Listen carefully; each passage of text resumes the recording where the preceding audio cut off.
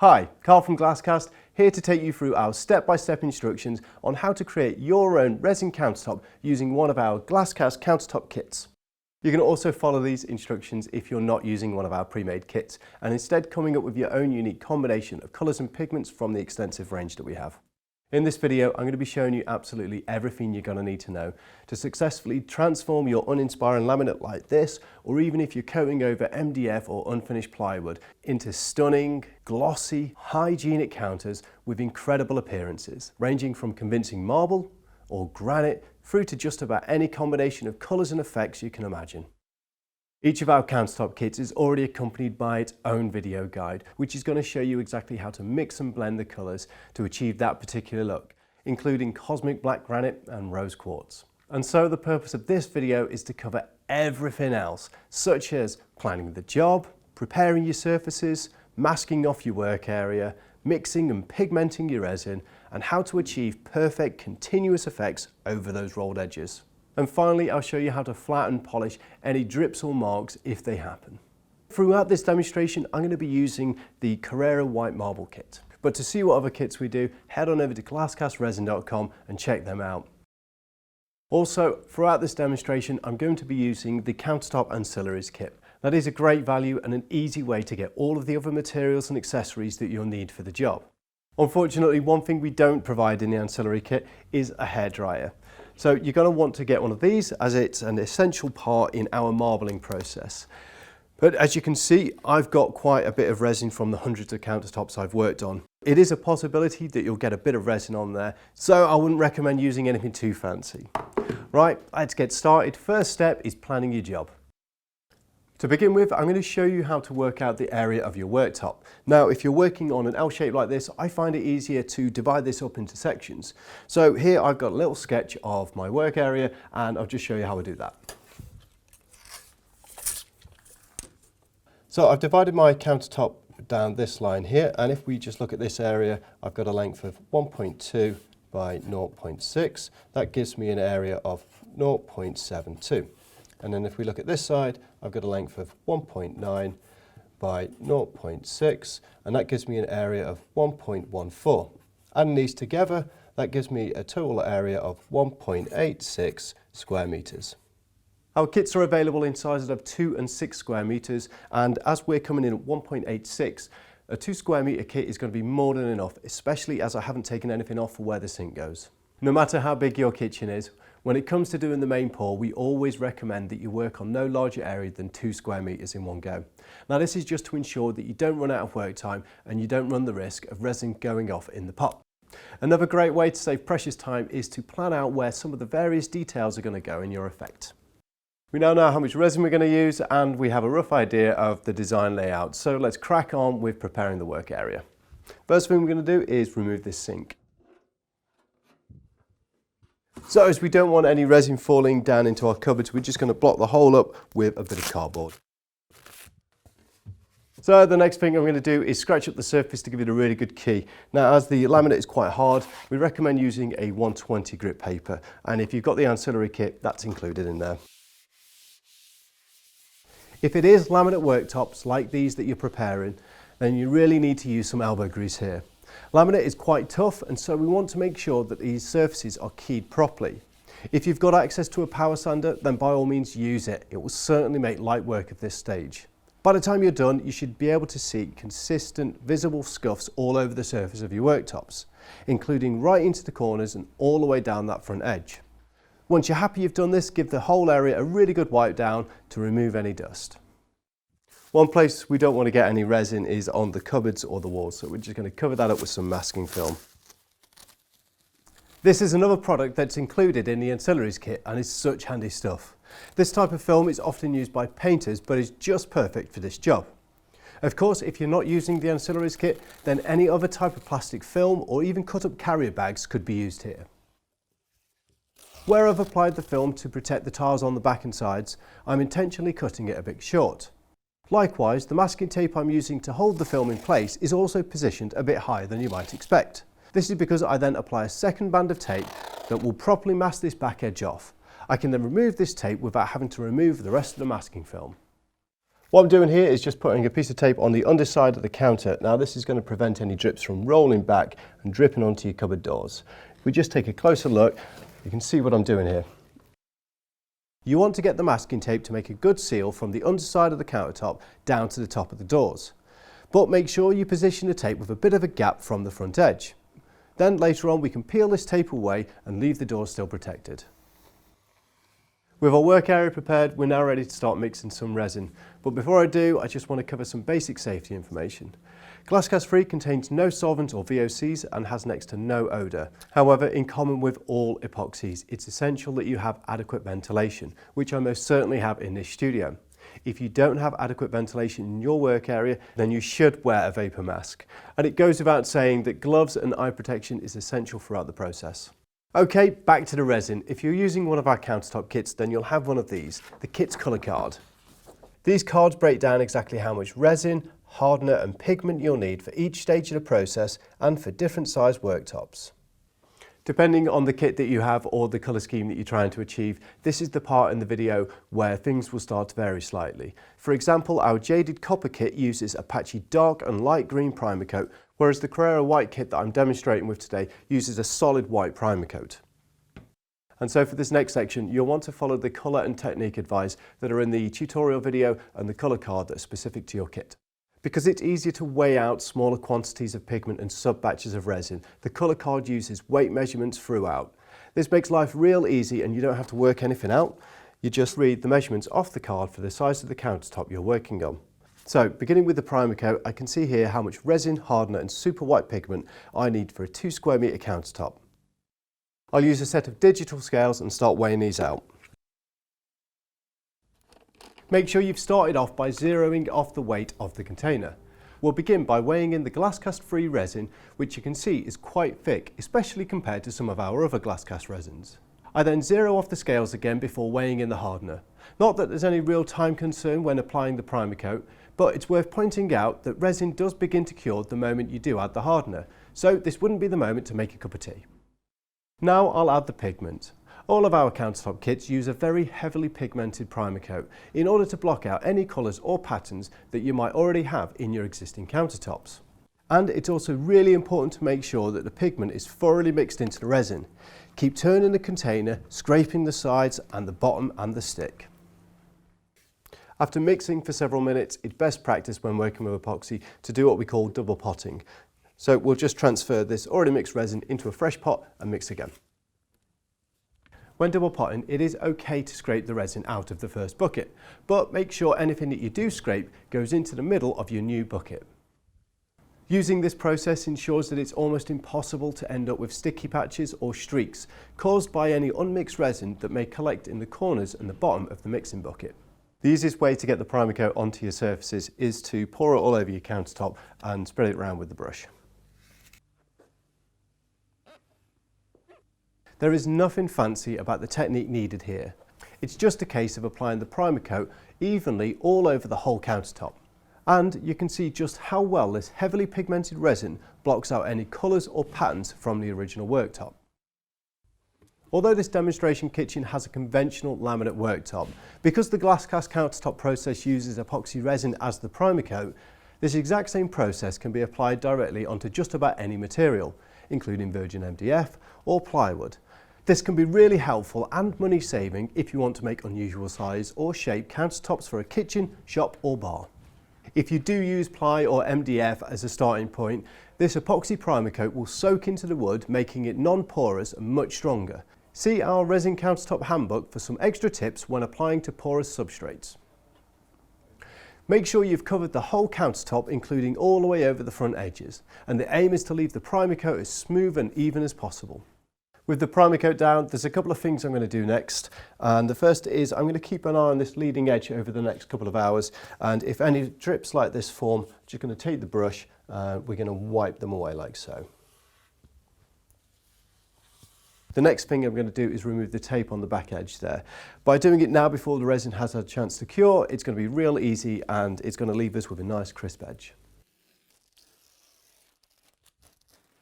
As we've still got drips forming on the underside of this leading edge here, I'm not going to peel the tape off just yet. Instead, I'll just wipe those away as I see them, and then in about an hour or so, I'll be able to peel that tape off. This is the ideal time to remove the tape before the resin cures any further and makes it difficult to remove.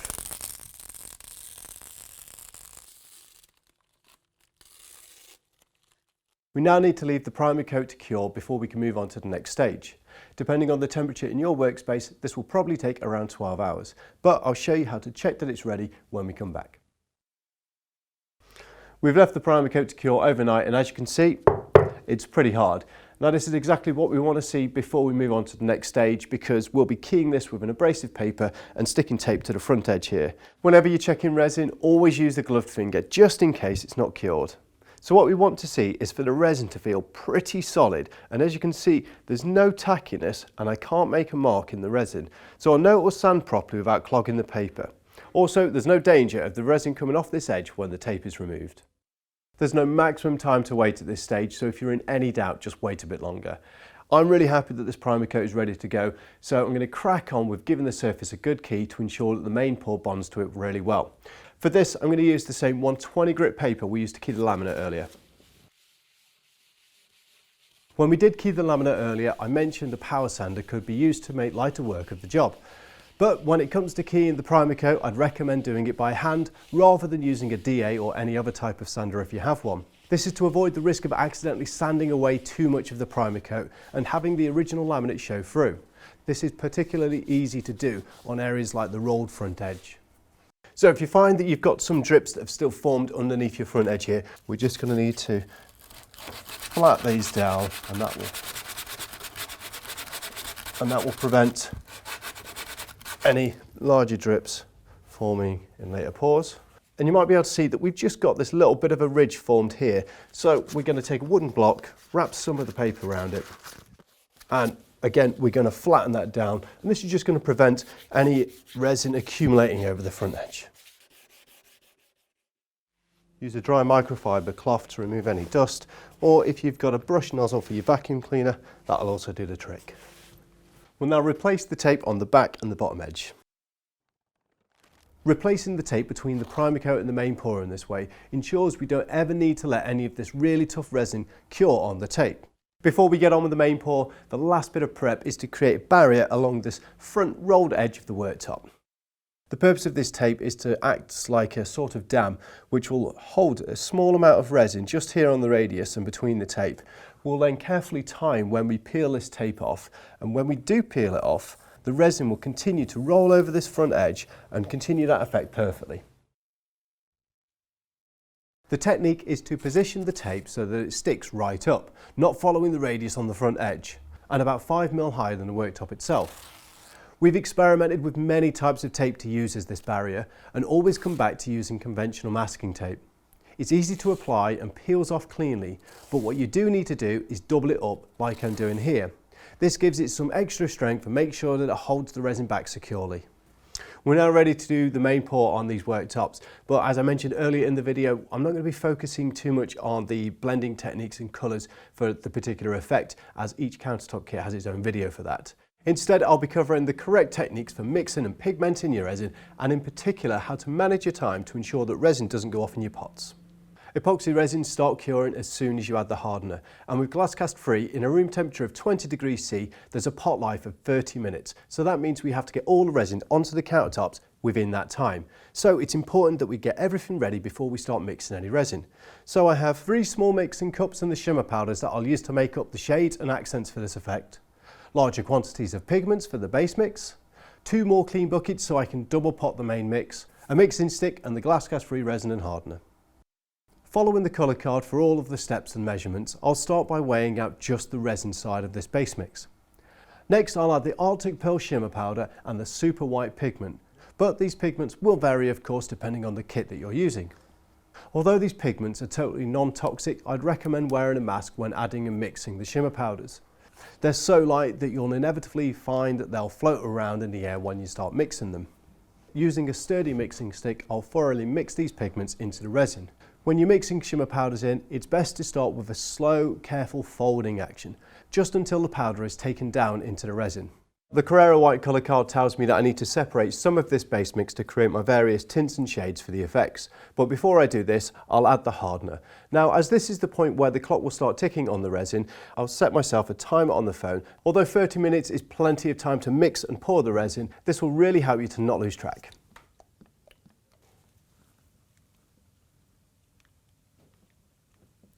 I mentioned earlier the process of double potting when mixing resins, and it becomes even more important for this main pour because any unmixed or partially mixed resin will leave us with sticky streaks or patches on the worktops. And so the double potting process, along with a really thorough mixing, is essential here. As before, if you do scrape resin from the sides of the first pot, make sure you scrape it into the middle of the second pot.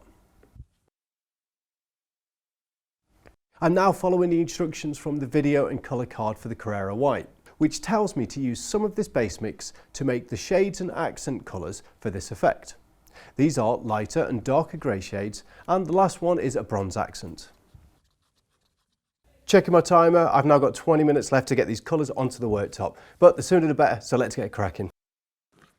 As I said before, the exact process of layering and blending these colours will vary from one kit to the other. So make sure you're following the video guide for your kit, including the Carrera White Marble kit at this stage.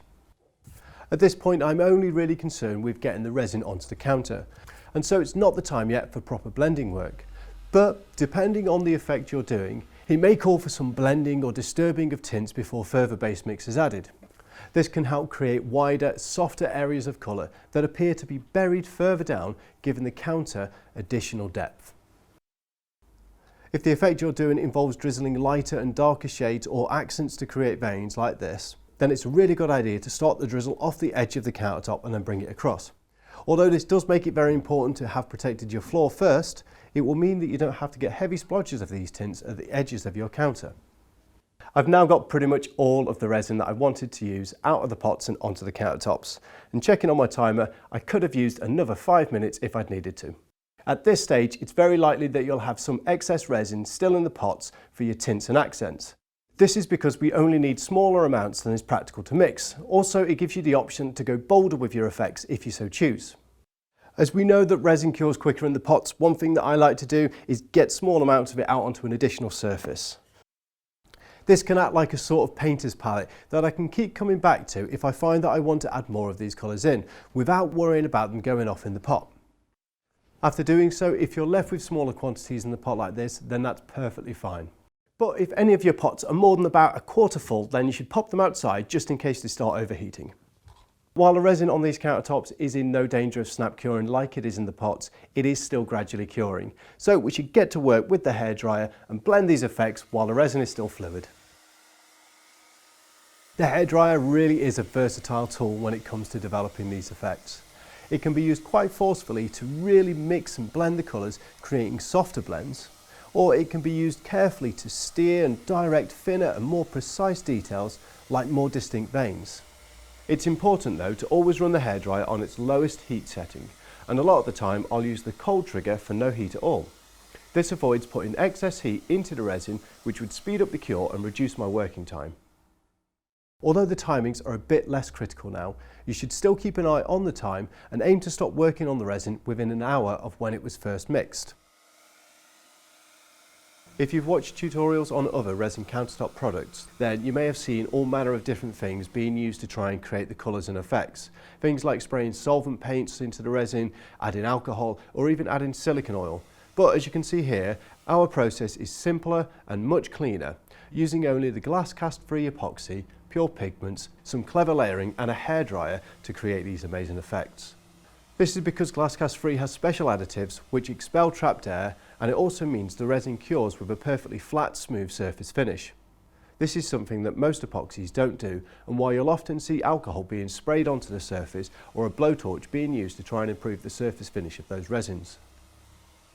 If you've not done so already, after watching this video, take a look at some of our effect tutorials to see exactly how a wide range of different looks can be achieved. I'm really happy with the blending of the colours and the overall effect of the countertop. I've been keeping an eye on the time and it's coming up to about an hour since I first added the hardener to the resin. So at this point it's best to stop working on the effect because the colours may not blend as well and you also run the risk of causing some ripples in the surface. The next step is to remove the barrier tape, but before we do this we're going to have to let the resin cure off slightly. The timing here is quite critical because we have to wait for the resin to get to the right viscosity so that it slowly rolls over that front edge instead of all pouring off at once. In a room like this at 20 degrees C, that's going to take about 2 hours from when we first added the hardener, so in this case about 1 hour from now. It's been about an hour now and the resin feels like it's at the right viscosity to roll over that front edge, so we're just going to go ahead and remove the tape. You should see the first bit of resin that was held back by the tape start to sag down over the front edge immediately. But don't worry if it seems very slow or you can hardly see it moving after that. It's perfectly normal for this to take about 10 minutes or so, and providing there's still some movement left in the resin, it will always find its way down, leaving great looking front edges. I don't really need to do this here because I'm sure that the resin would still gently roll over the front edge anyway. But if you do find that it really was too thick to roll over by itself, then gently teasing some of the resin down like this with a brush will almost always help it on its way, and although you might not think it, these brush marks will disappear completely. If you do get some drips forming like this, just take one of your mixing sticks and scrape them off like so. You will find that drips continue to form underneath that front edge there, so over the next half an hour just keep checking it, and when you see them just scrape them off. But as you can see, it really isn't difficult at all to continue this lovely effect over these rolled edges. And just before we leave this to fully cure, we're going to remove the tape from underneath the leading edge, as well as the tape along the back. It'll be a lot easier to do it now while the resin is still soft. It will also ensure that we maintain crisp edges where the resin meets the tiles. Okay, it's been 24 hours and the resin has cured nicely. At this point it won't be fully cured, but it'll be cured enough for us to remove the film and do any finishing off. We'll start with a final tidy up of any drips or runs that may have formed underneath the leading edge. Although the masking tape does do a pretty good job, it's quite common for some of the resin to still be moving after you remove the tape and form drips along this bottom edge, especially on the insider corners like this, but these are no problem at all and can easily be sanded away using some of the 120 grit paper. And that, folks, is all there is to it. It genuinely has taken about 2 hours of actual hands-on work to transform those old laminate worktops into this premium high gloss surface that just oozes quality. The whole setup, including the countertop and ancillaries kit, cost less than the cheapest laminate I could find online, and I can say for sure that they wouldn't have looked as impressive as this. Not to mention, this facelift required no extra work to remove the old countertops or install new ones, and if you combine that with some fresh looking doors, you'd have a brand new looking kitchen for just a few £100s. I really hope that you've enjoyed this video and that you feel inspired to have a go yourself. GlassCast Countertop kits are made here in the UK and are available for fast delivery throughout the UK and Europe. Myself and the rest of the team are available to answer your questions or solve any problems, or even if you just want to show us how your project turned out, it's always exciting to see people's work. To see the full range of amazing countertop kits we do and place an order, be inspired by hundreds of projects in our customer gallery, or get in touch with the team, just head on over to glasscastresin.com. Comments and likes are very much appreciated, and don't forget to subscribe and click that bell if you want to see more resin tutorials as we make them. Thanks very much for watching, and I'll see you soon.